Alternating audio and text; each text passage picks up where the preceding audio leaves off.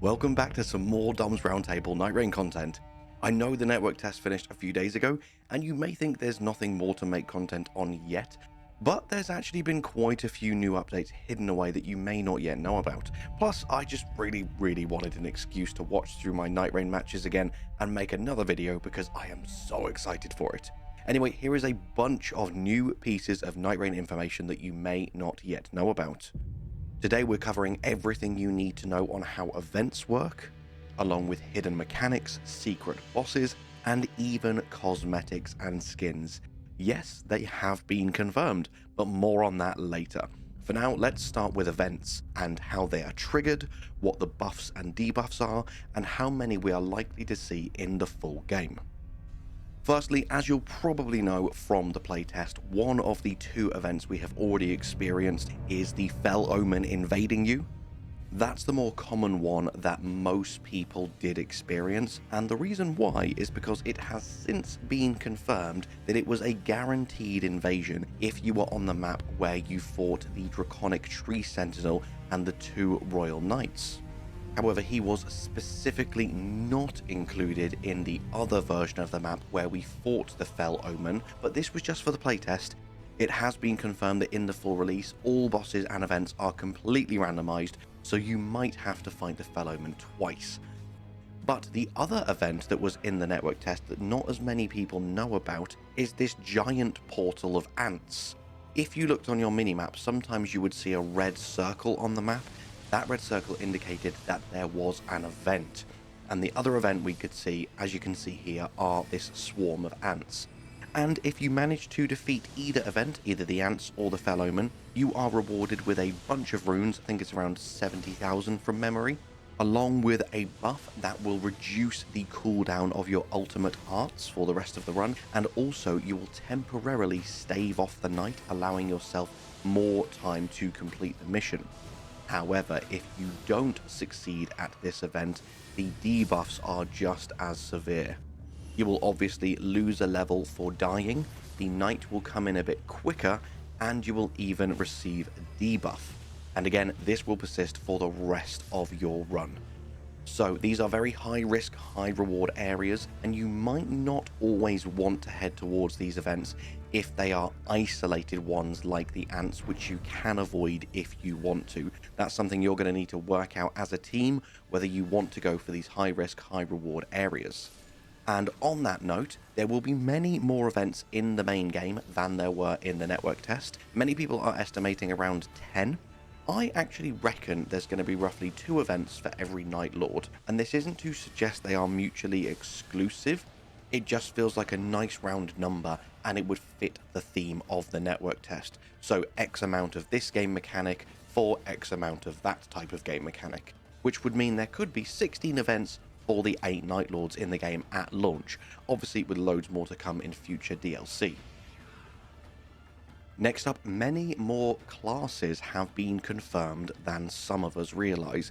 In fact, I believe we already know 7 of the 8 Nightfarers that will be playable at launch. Firstly, the most obvious one, who we've seen in a couple of places, is actually Iron Eye. This is the archer/sniper archetype. And in an interview, game director Junior Ishizaki has confirmed that this class can create a rock pillar to climb and snipe arrows from. In fact, it's this pillar that we see right here in the trailer. And in this clip, even though cosmetics have been confirmed, which we'll talk about later, I don't think they've used any cosmetics or skins in the trailer footage, so I believe it's safe to say that this is a different class entirely, though it does look as though this beefy warrior class is doing a big jumping attack off of a stone pillar that he has just summoned. So could it be that 2 different classes have very similar abilities? Another class that has been partially confirmed comes off of the back of another question that Junior Ishizaki was asked. And that question was, are there going to be spirit ashes in Nightreign? And if so, to what extent? Like, will they work the same as in Elden Ring? And he said, yes, there will be spirit ashes to an extent, but they won't work the same way as in Elden Ring. When asked to elaborate, he said that one of the 8 playable classes uses spirit ashes as one of their primary gameplay mechanics, which is not something I was expecting to hear, but is something I am very excited to find out more about. So it could well be that this class is a summoner, and they are primarily there to buff their spirit ashes and use them as their primary form of damage. So that already confirms 6 of the 8 classes. Another one that we absolutely know is in the game from the trailers is this shinobi slash ninja looking person. They're the one you see doing that awesome double deflect, and it is almost a guarantee that that is an individual separate class that we haven't seen before.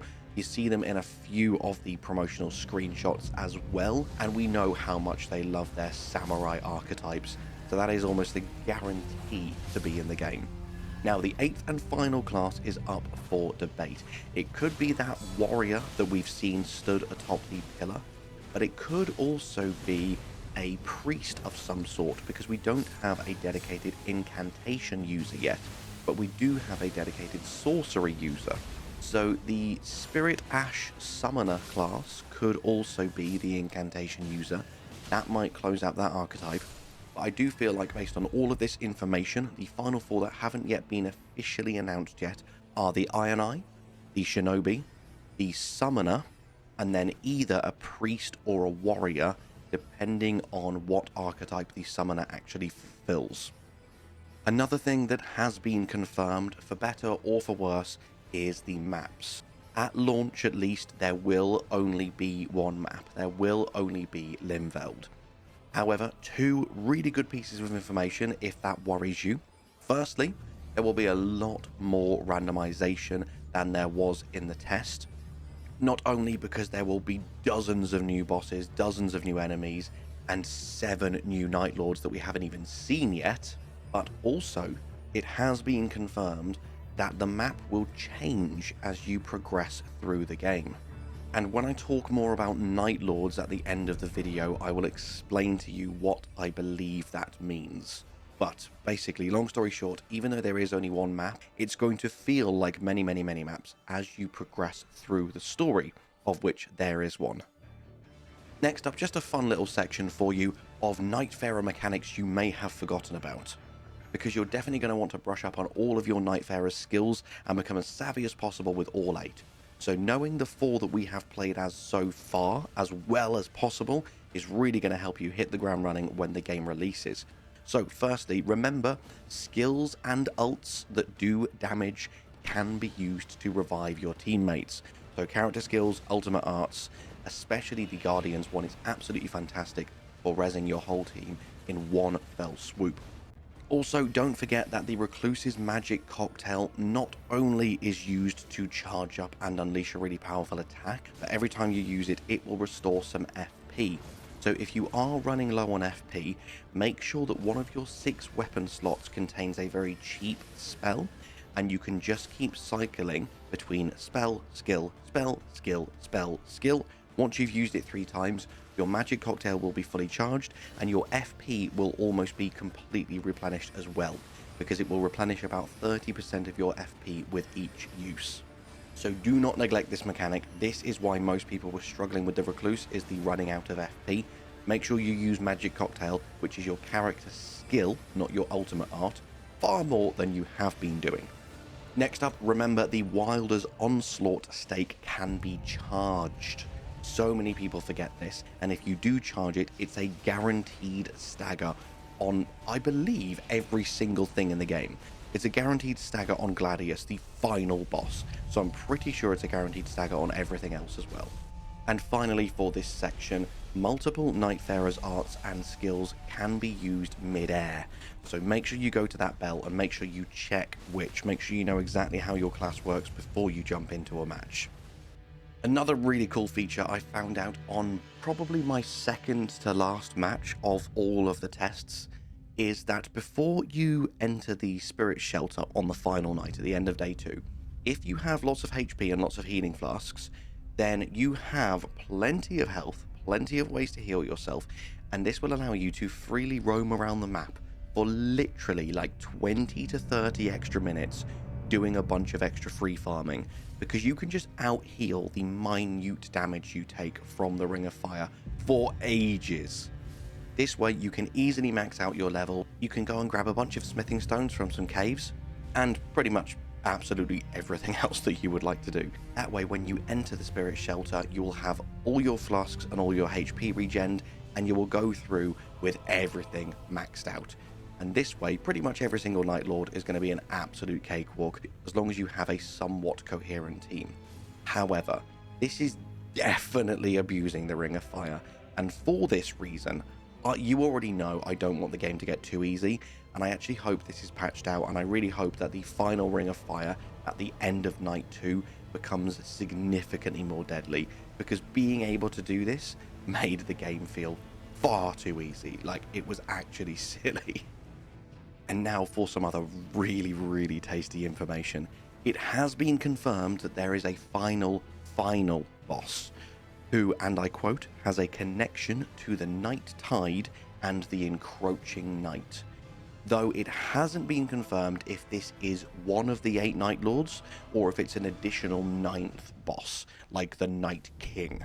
But what has been confirmed is that unlike just being able to select Gladius as your target as soon as you load up into the playtest, you won't be able to select and fight all 8 Night Lords from the get-go. They will actually become unlocked as you progress through the game. Now, it hasn't been confirmed if they're tied behind each other or if they're tied behind story beats. So it might be you need to fight Gladius and then you can fight this one and then you can fight the Nameless King, etc, etc. Or it could be that they're unlocked through certain story events. It hasn't been confirmed which route they're going down, but I do believe it's going to be like, when you beat Nightlord 1, you can now challenge Nightlord 2. When you beat him, you can challenge Nightlord 3. Once you've beaten them all, you can then challenge the final boss. And I'm assuming that this will also address my "the game is too easy" question from my previous video, because the later game Night Lords, I'm assuming, are going to be significantly tougher to beat than the early ones. So that, I believe, is where the difficulty scaling is going to come from, and I'm very much here for it.